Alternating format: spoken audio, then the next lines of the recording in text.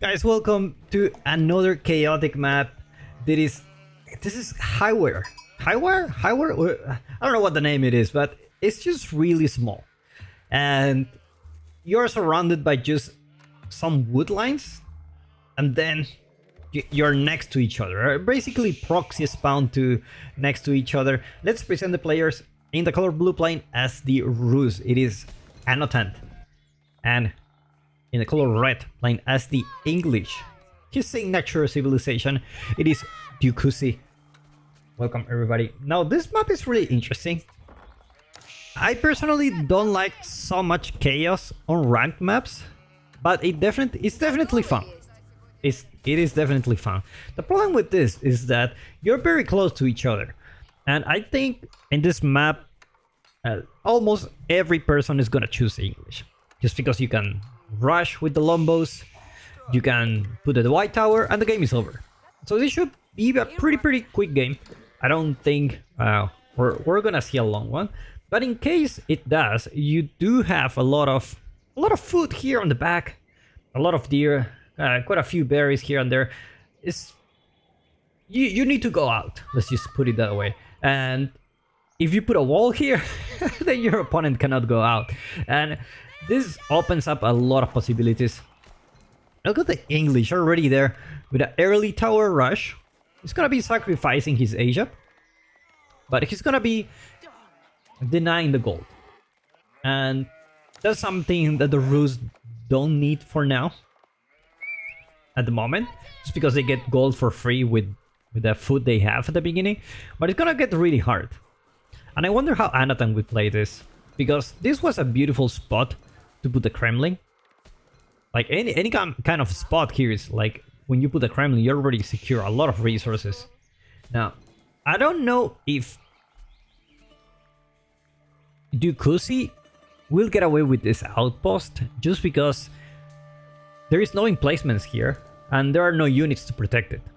So technically, Anotand can just pull all the villagers, and there's nothing Trebuchet can do. Like, by the time he notices this, probably he needs to pull villagers to repair, and the outpost will go down. And at the same time, Anotand can age up. He should be aging up faster. I say he should, but actually you do have the first age up comes for the English, actually. Considering he has the outpost here, let's take a look at his vision. He basically has map hacks at this point. Has an outpost which covers almost 100% of the area where the battle will happen. Kremlin, very defensive Kremlin. Gonna be canceling it. Gonna be canceling for now. Never mind. Same position. So he's like having second thoughts, you know. You know what? Not at this point. Like, you will love to put the Kremlin here in the middle, but because Trebuchet already put an outpost here, you cannot really build the Kremlin here. Trebuchet is gonna know. He's gonna pull the villagers, and he's gonna kill your villagers, because these are English villagers, and your landmark will not go out, and the game will be pretty much finished at this point. Trebuchet did open up? No, that's Anotand. He opened up with 2 scouts. Unfortunately, looks like there's not much sheep around. Basically, all the sheep I think you can get is just around here, and the rest is just extras. Like, don't count on it. I didn't check if there is actually sheep here, but there shouldn't be too much if there is any. So causing hole, I already like this one a lot. It's he can put a lot of pressure, but the fact that the Kremlin is here, it just limits the possibilities where Trebuchet can actually do some damage. And you can already see Anotand building some walls here on the wall. Here on the back of the base, walls are already on the way. And he's gonna be pretty much forcing Trebuchet to fight in this area, which is very good for him. He tries to pull the villagers, but not gonna happen. Kremlin already out, and let's see how Anotand will handle this. He already building some walls, which they do take quite a lot of seconds to build. Let's take a look at the Rus wall.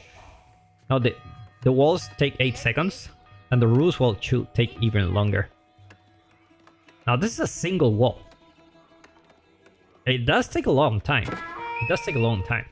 I didn't count. I don't think it's 8 seconds. I think it should be a little bit more. First Lombos going out. Kremlin not in range of the outpost, so he's gonna be able to rally these units here. Now, if you were Dukuzi, you may be tempting to actually just put a white tower. Like the white tower, it just basically will close the deal. Like, it's not much you can do if you're getting white tower rush here. There's nothing you can do to stop it either. Like, there is already Lombos in the field, there is an outpost. It's just really hard to stop. So I think maybe Dukuzi may be thinking about the white tower. Maybe. I don't think you want to push into the Rus base with the English. You only have a single Lombo. And actually building stable. Gonna build a gate here on the back of the base. Just to be able to go out with some units. You don't want to go out here, otherwise the army will be around the town center. And if you want to go out of the map, you need to have a backdoor. That's the backdoor. You need to have a backdoor. Now, that's a lot of scouts for the Rus. I wonder if he already... Does he has a... Professional scouts already here, so he's gonna be grabbing the deer. He's gonna be grabbing the deer very, very soon. So he doesn't really need to go out in the map yet. He does have the gold, and the Kremlin is not in a really good position. Just because the Lombos can just stay in this area. And then you cannot just gather the gold anymore. Meanwhile, Dukuzi looks like the more production buildings he's building, he looks like he's committing to these feudal age fights. Instead of just going to castle. Which I find really interesting. And Anotand is not building any unit. He's like... He has full faith. Full faith on the Kremlin. And it's really interesting because if Dukuzi didn't build these production buildings, he may be able to have like... maybe 5 or 6 Lombos around your base. You know, you can probably snipe the scouts that are coming. That may be an option. And Dukuzi knows about the scouts now. Maybe that's why he built the stable. Just to deal with them. And you can see like he's trying to find an angle to do some damage, but it's just really hard. It's just really hard to do some damage at this point. Like you can go here, but there's no one around here. And... Anotand is just very, very safe. Very, very safe. Looks like Anotand managed to snipe the Dukuzi scout, leaving... Not really... He's not losing that much information because he does have an outpost. But Anotand now it's going for the deer here in the back. Now Anotand he's a professional scouts lover. He loves professional scouts. And... every time I see him playing, either Rus, either Delhi, he goes for it. Every single time, no matter what. This is one of those guys who makes the use of professional scouts very, very good. Now, if I were Dukuzi, instead of just making these units, you can actually wall this off.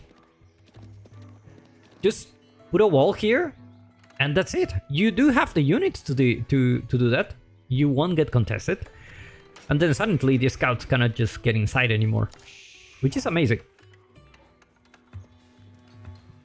But now, the English are ready for a white tower rush. It's gonna be next to the big gold vein. Never mind. Very conservative. Very conservative. You can actually put it a little bit here. Maybe here in this area, next to the outpost will be amazing. Because you still don't deny the gold entirely by your static defenses. You will need to put some army here. But the English are already there, thinking about getting that white tower. And Anotand managed to call the Kremlin, the militia. Gonna be taking down some villagers, but a little bit too late. White tower is gonna go up. And it's just gonna be really annoying from now on. And did Anotand just age up? He did age up as well. High trade house in the back of the base. Should be having plenty of wood here. 150 trees. That's a juicy high trade house. Now both players in the castle age. However, there's a white tower here. Very big difference. And now Anotand just building siege workshop, probably getting a trebuchet. Now remember, you cannot counter trebuchets anymore with sprinkles. Sprinkles now do extra damage against melee infantry, which I find it really funny. They don't do extra damage against range infantry. Like, I don't know. I don't know. I feel like they should. But indeed, it is a trebuchet, and both players are going for a trebuchet. It's gonna be a siege, like the good old times, guys. Like just siege into the enemy base. That's what you get.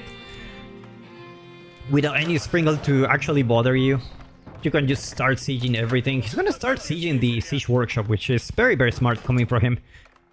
Now Anotand is just building some crossbows. White tower. It's the target for Anotand. And well, another trebuchet. It's gonna be a trebuchet battle. Amazing.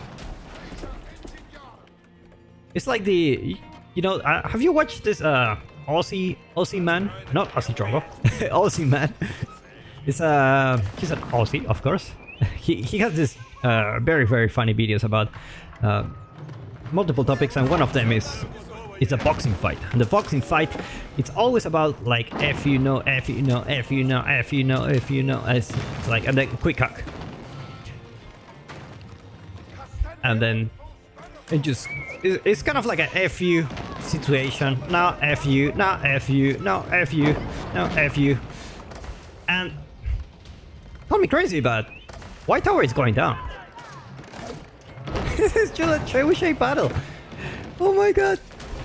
And the fact that there is no sprinkles to actually counter this is just ridiculous. What is this game? Trebuchet here. Trebuchet there. That's all you need.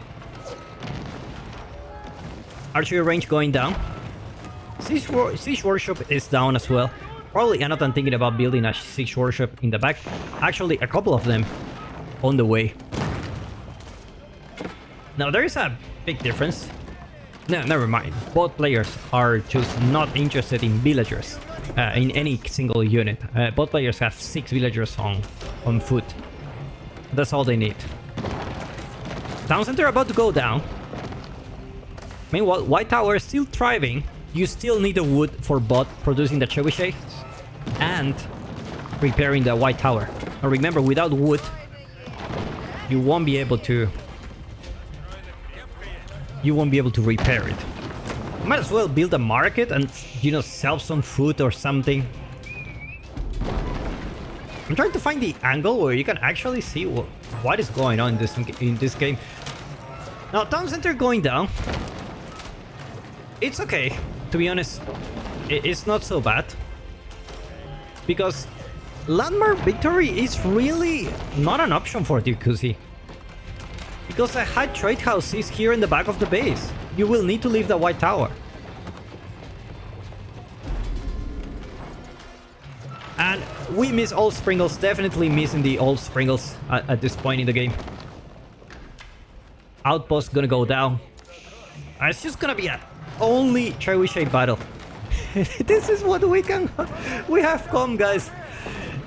This is the result of not having sprinkles. You're witnessing. It's just trebuchet against trebuchet. Now keep in mind, trebuchets do have a percentage of missing. They can miss. I think it's like 90% chance. And Anotand is going with some crossbows, and Yukusi don't have many units to deal with this. And now, guess what? Now the trebuchets are pushing. Now you can already tell the wood income for Anotand is very high. This is part of the Rus economy.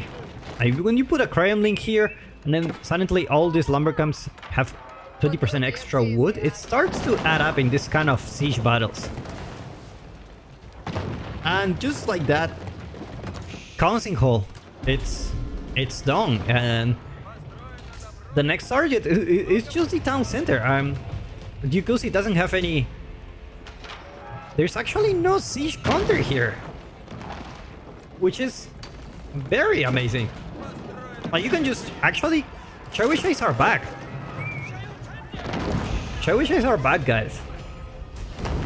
Town center about to go down. And Dikusi doesn't have any answer to that. Mangonel. Now remember, Mangonel do have extra damage against building as well. I don't know if that's new.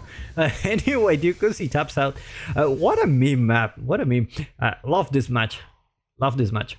Guys, Siege is back. No sprinkles.